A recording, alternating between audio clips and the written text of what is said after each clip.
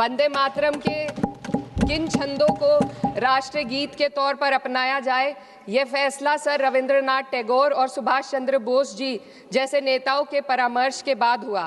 क्या अब हम उन महान नायकों की समझ पर प्रश्न चिन्ह उठाएंगे? उन्हें देश को बांटने वाला और तुष्टीकरण करने वाला कहने का पाप करेंगे? उन महान हस्तियों ने वंदे मातरम के उन छंदों को अपनाया जिन्होंने देश के हर वर्ग, हर धर्म के मानने वालों को एक सूत्र में पिरोने का काम किया। और मैं एक घटना आप लोगों के सामने रखना चाहती हूँ।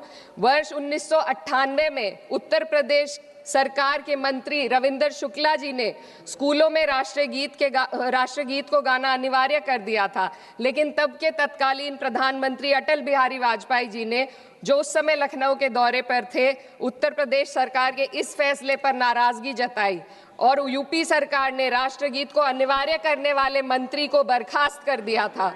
अब मैं सत्ता पक्ष से सवाल करना चाहूंगी,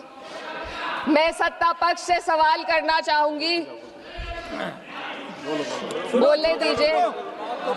मैं सत्ता पक्ष से सवाल करना चाहूंगी कि जो विजन आजादी के समय के लोगों का था राष्ट्रगीत को स्वेच्छा पर छोड़ने का, उसी का अनुसरण माननीय अटल बिहारी वाजपेयी जी ने किया, तो क्या वे भी मुस्लिम तुष्टीकरण कर रहे थे?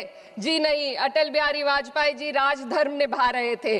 देश में सब धर्मों को एक साथ लाना, सबके जज्बात का एहसास करना ही सबसे बड़ा राष्ट्रवाद है। माननीय अध्यक्ष महोदया, आज हमें वंदे मातरम के असली भाव को समझना जरूरी है। यह गीत तो देश के जल, जंगल, जमीन, हरियाली और निर्मल हवा की वंदना को समर्पित है। यह भारत की जन जन की मंगल कामना करता है कि भारत का हर नागरिक स्वस्थ रहे, सुरक्षित रहे और सम्मान के साथ जी सके। सुजलाम सुफलाम का अर्थ है, सुनिए, ऐसा देश जहां स्वच्छ और पर्याप्त जल हो, जहां नदियां जिंदा हो, बहती हो, जीवन देती हो। अध्यक्ष महोदय, लेकिन अब जरा यमुना का हाल देखिए।